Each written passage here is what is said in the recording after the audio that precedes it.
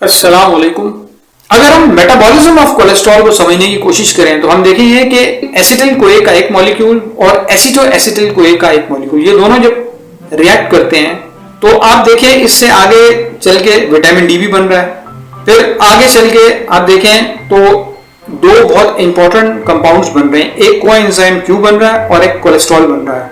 Cholesterol से फिर आगे स्टेरॉइड्स बनते हैं, मुख्तलिफ किस्म के जो हार्मोन्स होते हैं बॉडी में वो इससे बनते हैं। और कोलेस्ट्रॉल बाइल एसिड्स यानी जो पित्ते की जो रतूबत होती है, सफरा, बाइल एसिड्स को भी मैन्युफैक्चर कर रहा होता है बॉडी के अंदर, यानी बाइल एसिड्स कोलेस्ट्रॉल से ही प्रोड्यूस होते हैं। हमारी बॉडी में जो मेजर स्ट्रेस हार्मोन होता है वो कॉर्टिकोस्टेरॉइड होता है।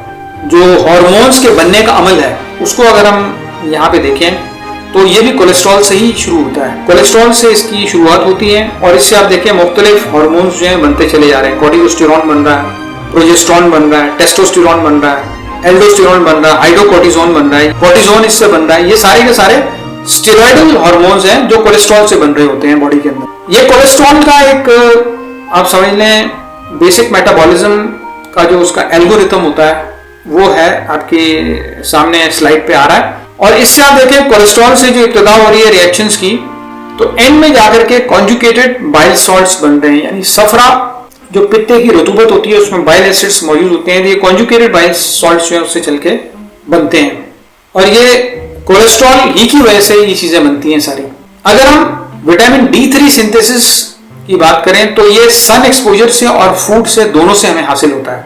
किस तरह बनता है ये देखें। यूवी लेफ्ट साइड पे अगर आप इस स्लाइड में देखें तो यूवी बी रेज जो सनलाइट से आती हैं ये पड़ती हैं 7 डिहाइड्रो कोलेस्ट्रॉल के मॉलिक्यूल के ऊपर, ये स्किन में मौजूद होता है और इससे प्री D3 बनता है, प्री विटामिन D3, जो कि आगे 25 हाइड्रोक्सी D3 में कन्वर्ट हो जाता है जो कि विटामिन D3 की एक्टिव फॉर्म है। एक तो तरीकेकार ये है विटामिन डी के बनने का। दूसरा तरीकेकार ये, अगर आप राइट साइड पे इस इमेज को देखें स्लाइड में, तो डाइटरी सोर्सेज ऑफ D2 और D3 भी है, यानी हमारे खाने में भी तो विटामिन D2 और D3 मौजूद होता है। तो मोस्टली उसमें जैसे हमने मछली खाई है या दूध पिया है या और कुछ और चीजें खाई हैं या टैबलेट्स खाई हैं इसकी विटामिन D3 की, तो मोस्टली इससे जो डिराइव होगा विटामिन वो D2 फॉर्म में होगा, वो हमारे इंटेस्टाइन्स में जाता है, वहां से फिर ये लिवर में पहुंचता है। लिवर में विटामिन D2 जो है वो 25 हाइड्रोक्सी डी भी कहलाता है और ये कन्वर्ट हो जाता है लिवर एंजाइम्स की प्रेजेंस में एक्टिव विटामिन D3 में, जो कि 1,2,5 डाइहाइड्रोक्सी विटामिन D3 कहलाता है। ये इसकी विटामिन D3 जो है वो विटामिन डी की एक्टिव फॉर्म कहलाती है। इसमें ये कन्वर्जन इसकी हो जाती है। इस तरीके से हमें सनलाइट से यानी सन एक्सपोजर से और जो फूड हम खाते हैं डाइटरी सोर्सेज से हमें ये हासिल होता है। दोनों से विटामिन D3 जो है बॉडी को जब मिलता है तो वो कमी जो है पूरी हो जाती है। अब हम जानने की कोशिश करते हैं ApoB100 मेटाबॉलिज्म ये क्या चीज है। एपो लाइपोप्रोटीन B100 जिसे हम ApoB100 भी कहते हैं, ये एक प्रोटीन होता है, इसका बहुत अहम रोल होता है बॉडी में। ये पूरी हमारी बॉडी में कोलेस्ट्रॉल की मूवमेंट करता है, यानी उसकी मूवमेंट उसको मूव कराता है पूरी बॉडी में, उसकी ट्रांसपोर्टेशन में इन्वॉल्व होता है। एपोलाइपोप्रोटीन B 2 डिफरेंट आइसोफॉर्म्स में अवेलेबल होता है। जैसे कि मैंने आपको बताया एपोलाइपोप्रोटीन B जो है वो एक प्रोटीन है, ये 2 डिफरेंट आइसोफॉर्म्स में अवेलेबल होता है, एक ApoB100 है और एक ApoB48 है। ApoB100 का बहुत इंपॉर्टेंट रोल होता है कोलेस्ट्रॉल की मूवमेंट में अराउंड द बॉडी। पूरी बॉडी में ये कोलेस्ट्रॉल को मूव कराता है, ट्रांसपोर्टेशन में इन्वॉल्व होता है इसकी, और ये जिम्मेदारी जो है वो ApoB100 की है। और ये इंसानी जिगर के अंदर, ह्यूमन लिवर के अंदर जो वेरी लो डेंसिटी लाइपोप्रोटीन होता है उसकी असेंबली में भी इन्वॉल्व होता है, मतलब उसमें इसका कलीदी रोल होता है। अब हम जानने की कोशिश करेंगे what is an ApoB blood test. ApoB blood test क्या होता है। ApoB या एपोलाइपोप्रोटीन B100 टेस्ट जो है वो ये एक ब्लड टेस्ट है। ये आपको ये बताता है कि जो कार्डियोवैस्कुलर डिजीज है जिसमें हार्ट और ब्लड वेसल दोनों शामिल हैं, उसका रिस्क बॉडी में कितना मौजूद है। जो सबसे कॉमन मेथड है जिसके जरिए हम ApoB को अपने ब्लड के अंदर टेस्ट कर सकते हैं, उस मेथड का नाम है इम्यूनोनेफ्रोमेट्री। इसकी एक्यूरेसी में काफी कैलिब्रेशन होती है और स्टैंडर्डाइजेशन होती है। Cholesterol and vitamin D metabolism की अगर हम बात करें तो जो इसके प्रोपोज मैकेनिज्म्स हैं उनसे ये पता लगता है कि विटामिन डी का बहुत अहम रोल है हमारी बॉडी में।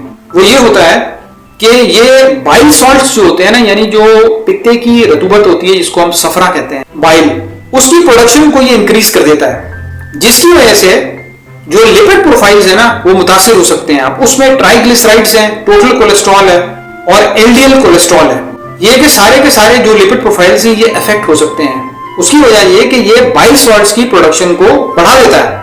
तो विटामिन डी जो है, विटामिन डी का जो मेटाबॉलिज्म है उसका बहुत क्रूशियल और इंपॉर्टेंट रोल है हमारी बॉडी के अंदर। अच्छा, एक चीज और भी है विटामिन डी से मुतालिक, वो है vitamin D binding protein, DBP.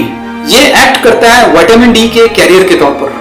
इसका काम ये होता है कि एक तो ये ट्रांसपोर्टेशन करता है विटामिन डी के मेटाबोलाइट्स को, यानी विटामिन डी का जब ब्रेकडाउन होता है उसके मेटाबोलाइट्स पैदा होते हैं, कुछ ऐसे कंपाउंड्स पैदा होते हैं जो विटामिन डी के अंदर से निकलते हैं, ठीक है। उन विटामिन डी के मेटाबोलाइट्स की ट्रांसपोर्टेशन में तो ये इन्वॉल्व होता ही है। इसके अलावा ये बॉडी के अंदर जो फैटी एसिड्स होते हैं, जो मुख्तलिफ किस्म के फैट्स होते हैं, उनकी ट्रांसपोर्टेशन में भी ये इन्वॉल्व होता है। एक सिंप्लीफाइड कोलेस्ट्रॉल और बाइल एसिड बायोसिंथेटिक पाथवे को समझने की कोशिश करते हैं। इसमें मैं आपको सिर्फ बस थोड़ा सा ये समझाऊंगा कि ये एल्गोरिथम, ये मेटाबॉलिज्म स्टार्ट होता है एसीटेट से। एसीटेट से अगर आप देखें तो आगे 7 डिहाइड्रो कोलेस्ट्रॉल बन रहा है, जो कि सनलाइट, यूवीबी लाइट की प्रेजेंस में विटामिन D3 में कन्वर्ट हो रहा है। फिर यही 7 डिहाइड्रो कोलेस्ट्रॉल कोलेस्ट्रॉल में कन्वर्ट हो रहा है। फिर यही कोलेस्ट्रॉल आगे बाइल एसिड्स में कन्वर्ट हो रहा है, जो कि पित्ते की रतूबत है, यानी कि बाइल सॉल्ट्स बनाता है।